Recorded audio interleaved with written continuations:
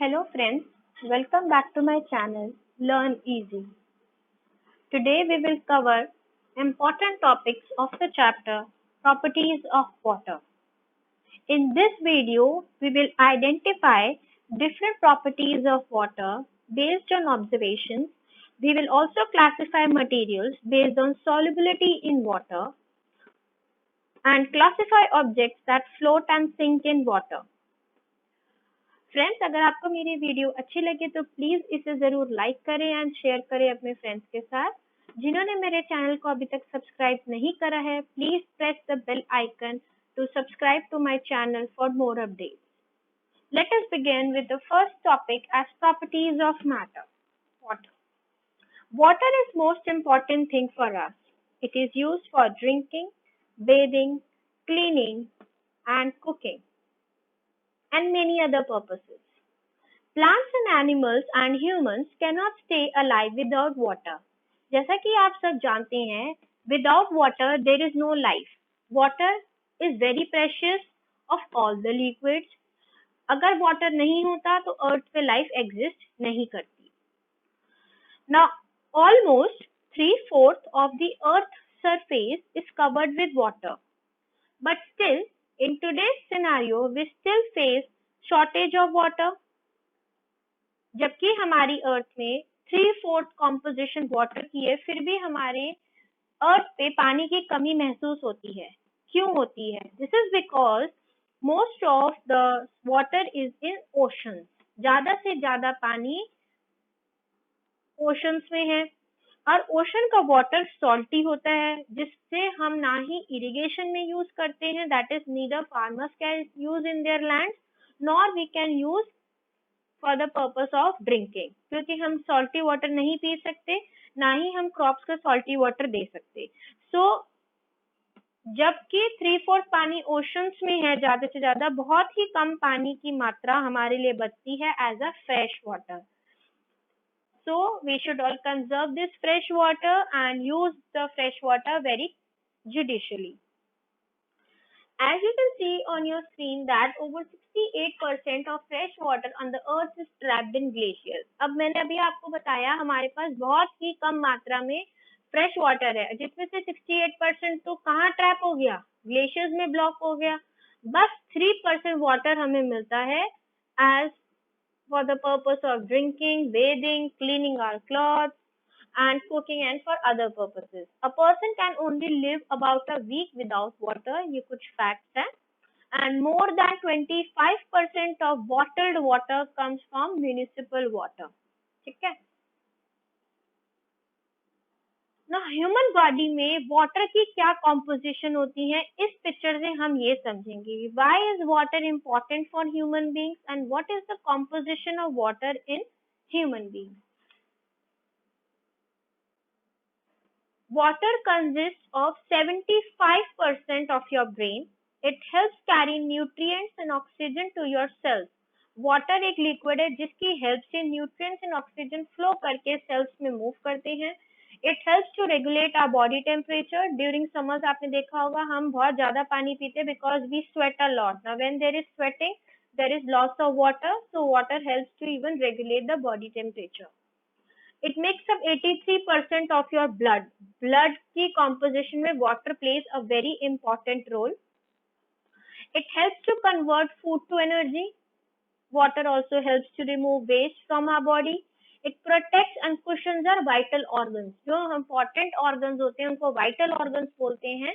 इन organs को बचाने में वाटर एक्ट करता है कुशन, जिससे एक ऑर्गन दूसरे ऑर्गन से ना ही टकराए और ना ही एक दूसरे के साथ ओवरलैप करें. एंड वाटर हमारे 22% बोन्स की भी कॉम्पोजिशन बनता है. तो चिल्ड्रन यहाँ पे हमने 3 कॉम्पोजिशन पढ़ ली वाटर की. 75% of brain, 83% of blood, 22% of bones.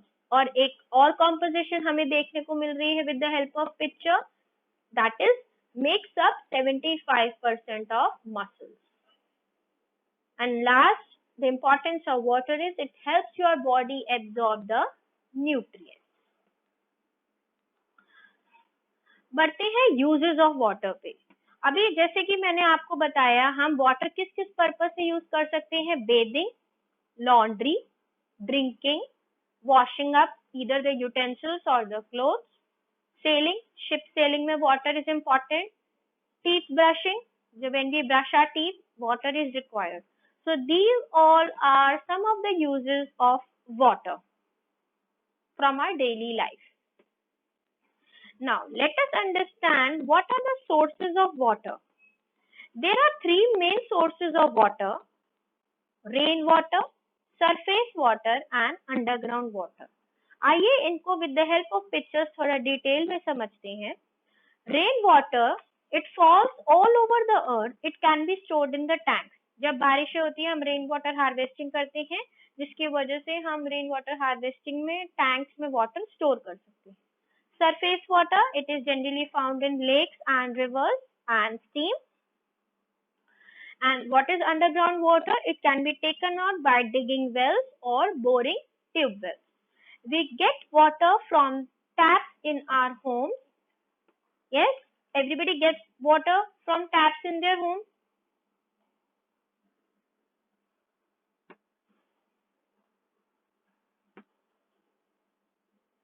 We get water from the taps.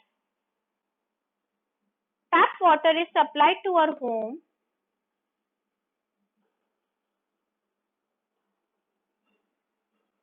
from rivers, lakes and overhead tanks.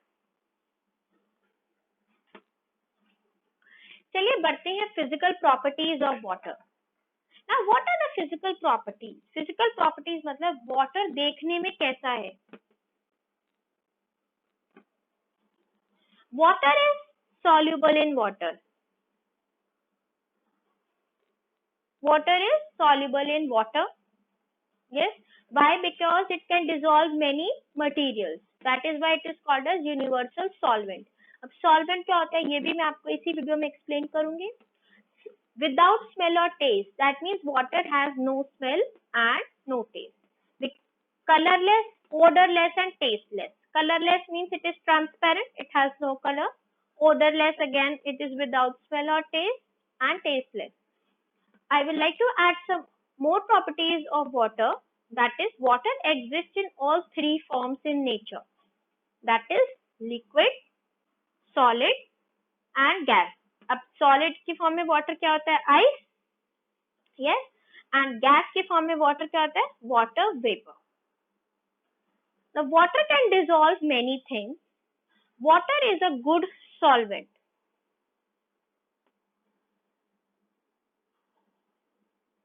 It dissolves many things. Yes. What do you mix to make a lemonade? Now everybody has made a lemonade. Yes. What do you do to mix? You mix lemon juice. You mix water with sugar and salt. Can you see the salt and sugar in the lemonade that you have prepared? No. Why?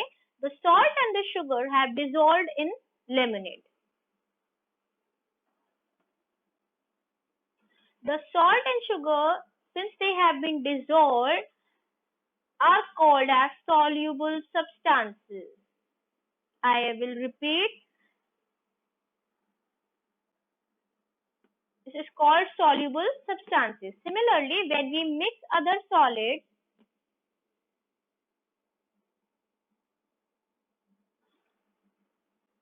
like detergent, soap and coffee in water, the solid dissolves quickly.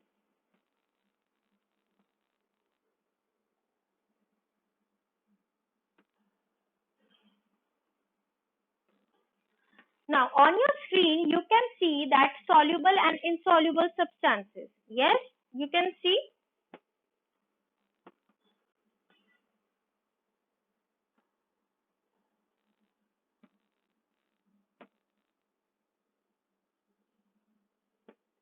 The substances which dissolve in water are called soluble substances. Now, the substances which do not dissolve in water are called insoluble substances. Yes? The substances which dissolve in water are called soluble substances, whereas the substances which do not dissolve in water are called soluble substances.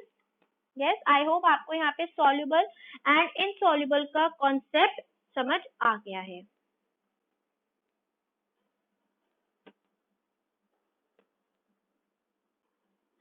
बढ़ते हैं next concept की तरफ, that is solubility.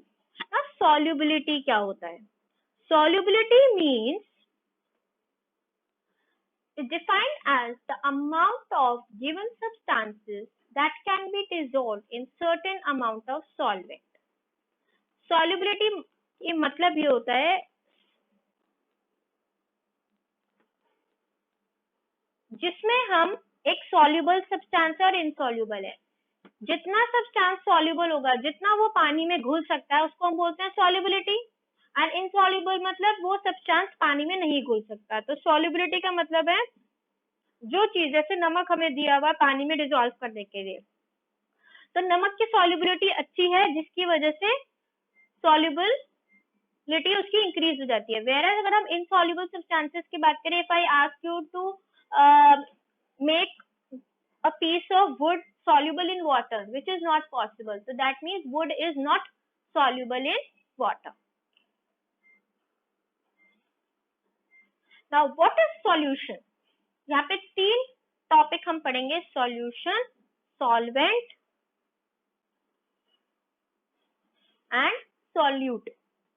Solution क्या होता है? जब हम solute plus solvent उसको बोलते हैं सॉल्यूशन. सबसे पहले हम नीचे से स्टार्ट करेंगे. Solute, a material which dissolves in a liquid is called solute, and solvent, the liquid in which the material dissolves is called solvent. ठीक है. सॉल्यूट क्वांटिटी कम होती है एंड सॉल्वेंट क्वांटिटी ज्यादा होती है. जैसे सॉल्यूट में मैंने एग्जांपल लिया है सॉल्ट का, राइट. तो सॉल्ट छोटी क्वांटिटी में ऐड कर रही हूँ मैं वाटर में, दैट मीन्स सॉल्ट सॉल्यूट हो गया, वाटर क्या हो गया, सॉल्वेंट. और जो इन दोनों को मिक्स करने के बाद जो हमको मिक्सचर मिला, that is called as solution. Right, okay. अब हम बढ़ते हैं नेक्स्ट टॉपिक की तरफ. एग्जाम्पल करेंगे इनका, क्योंकि ये चीजें बहुत इंपॉर्टेंट हैं आप लोगों के एग्जामिनेशन पॉइंट ऑफ व्यू से. तो फ्रेंड्स, अगर आपको मेरी वीडियो अच्छी लग रही है तो प्लीज इसे जरूर लाइक करें एंड शेयर करें अपने फ्रेंड्स के साथ.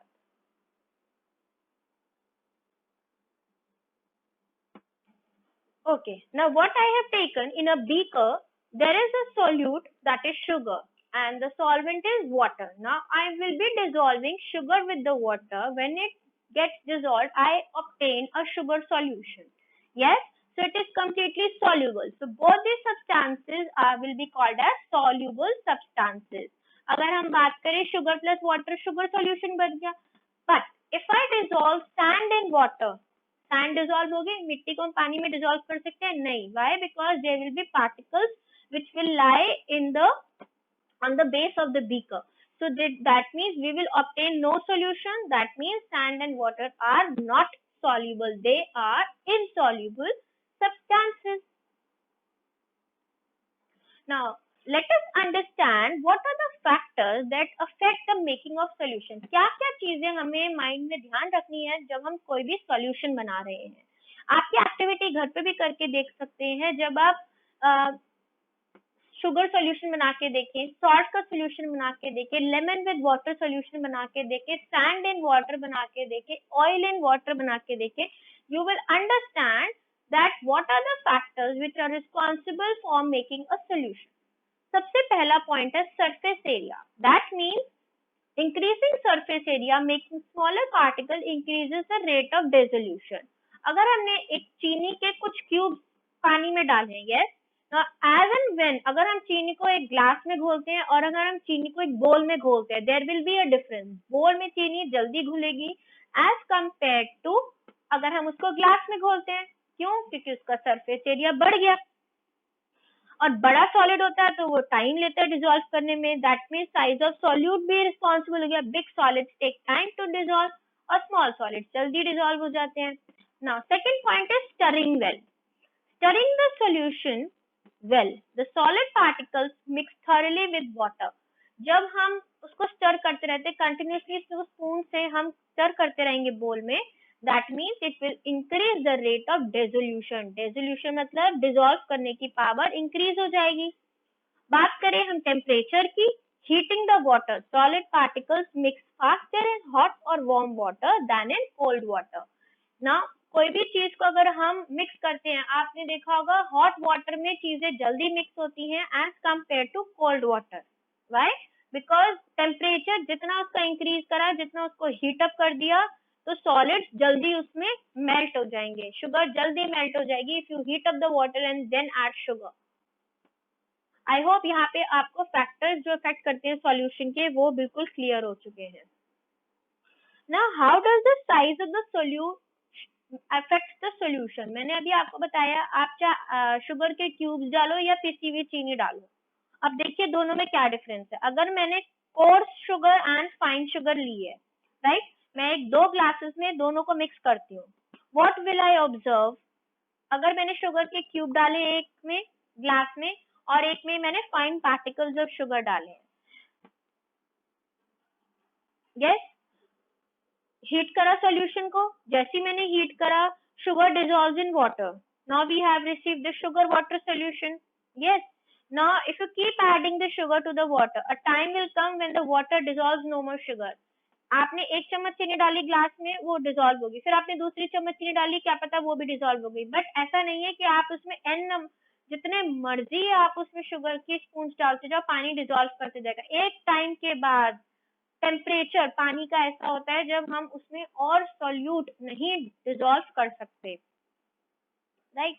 तो आई थिंक इस वाले एग्जांपल से शायद आपको ये टॉपिक ज्यादा अच्छे से क्लियर हो गया है, क्योंकि water taste on taste smell and colour of the substance dissolve in it. अगर आप उसको शुगर डालोगे, 2 स्पून आपने शुगर डाली तो वो एक्स्ट्रा मीठा हो जाएगा. अगर आप उसमें 3 to 5 स्पून शुगर डालोगे तो वो बहुत ज्यादा मीठा हो जाएगा. तो एक टाइम के बाद पानी की भी कैपेसिटी होती है डिसॉल्व करने की, जो कि हिंडर क्रिएट करती है. Okay, now we will understand which solids dissolve in water. कौन से ऐसे सॉलिड्स हैं जो पानी में डिसॉल्व होते हैं, राइट. कैसे? केरोसिन है, आप सबको पता ही है कि वो किस लिए यूज होता है, क्लीन पेंट करते हैं हम, है ना. Kerosene is an oil, yes. उसका अगर हमको ब्रश क्लीन करना है तो use to clean paint from the brush. Paint लग जाता है ना ब्रशेस पे, तो केरोसिन ऑयल की हेल्प से उस ब्रशेस को क्लीन करते हैं. तो देखो, अब आपको मैं सामने एक एग्जांपल ले रही हूँ. Let us understand in detail. मेरे पास फ्लोर है, सॉल्ट है, राइस है, कॉफी ग्राउंड मतलब कॉफी के पार्टिकल्स है एंड शुगर है. हमको बताना है इसमें कौन सी चीजें डिसॉल्व करती है और कौन सी चीजें डिसॉल्व नहीं करती. वाटर डिसॉल्व्स मेनी थिंग्स, ठीक है. और मैंने सबसे पहले सॉल्यूट नहीं सॉल्वेंट क्या लिया है, वाटर. और ये सारे जितने भी आप देख सकते हैं लेबलिंग छोटे छोटे बॉल्स पे, that is all solute. Before I begin with this activity, water dissolves many things, but things like grease, wax, coal tar, paints do not dissolve in water. Yes? चलिए देखते हैं इसमें से क्या क्या डिसॉल्व करता है. जो डिसॉल्व नहीं करता, flour no and rice no.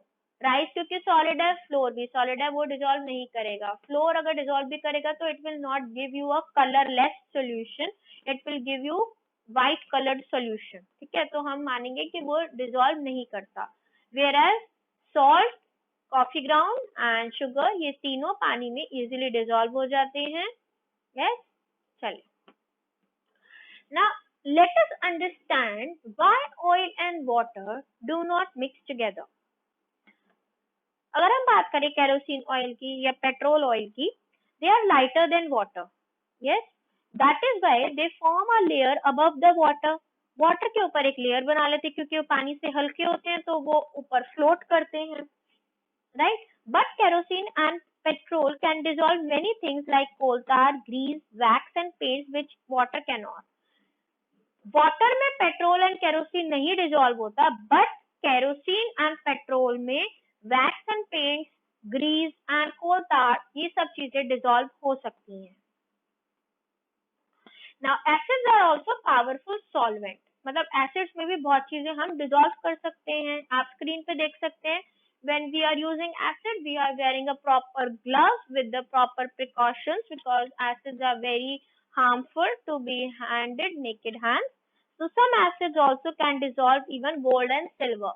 Gold को मेल्ट करने में, सिल्वर को मेल्ट करने में acid play very important role. अब हम बात करते हैं फ्लोट एंड सिंक के कॉन्सेप्ट की। ये बहुत इजी कॉन्सेप्ट है, ऑलमोस्ट हर बच्चे का फेवरेट कॉन्सेप्ट है। अगर आपको वीडियो अच्छी लग रही है तो प्लीज इसे जरूर लाइक करें एंड कमेंट सेक्शन में बताएं अपने कमेंट्स। एंड जिन्होंने अभी तक सब्सक्राइब नहीं करा है, बेल आइकन को प्रेस करें and please subscribe the channel.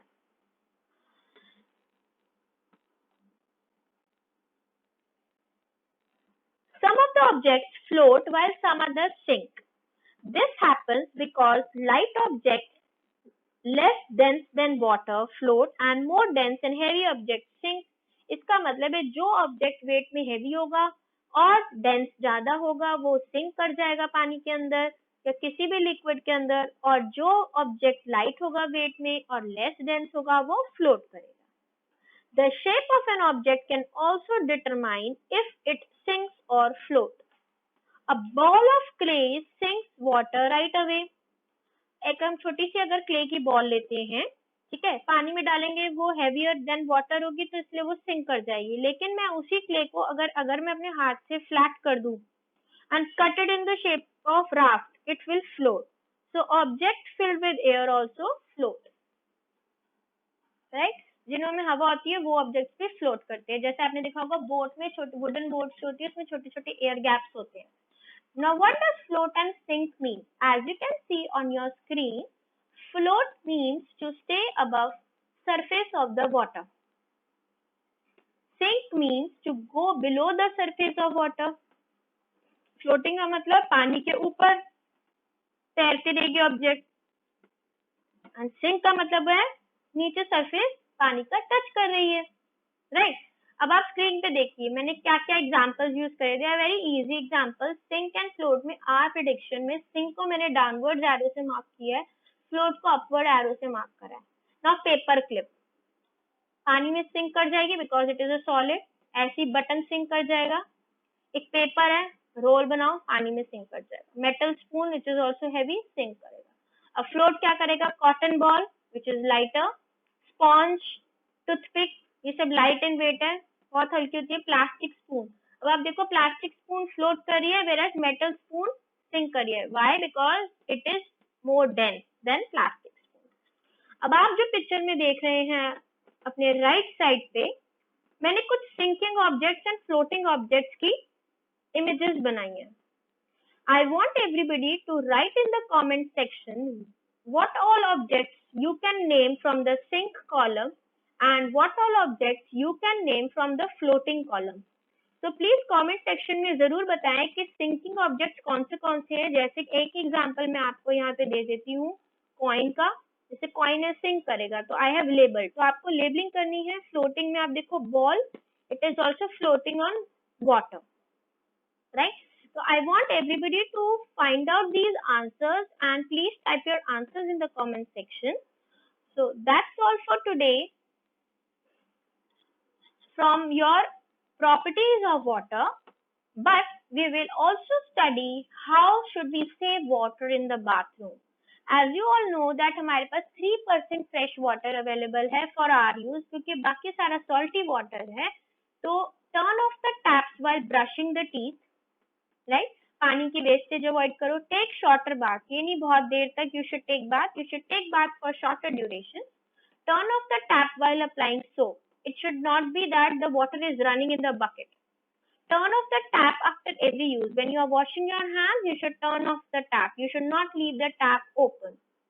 Don't flush tissue paper or waste into the toilet. You should never flush tissue papers or waste. Why? Because it chokes the sewage system of the flush. Okay, so you should never flush tissue paper or waste into the toilet. So thank you everybody for watching this video. You can also find us on Facebook as Learn Easy. Share this video with your friends and don't forget to subscribe the YouTube channel for more updates. Thank you everybody.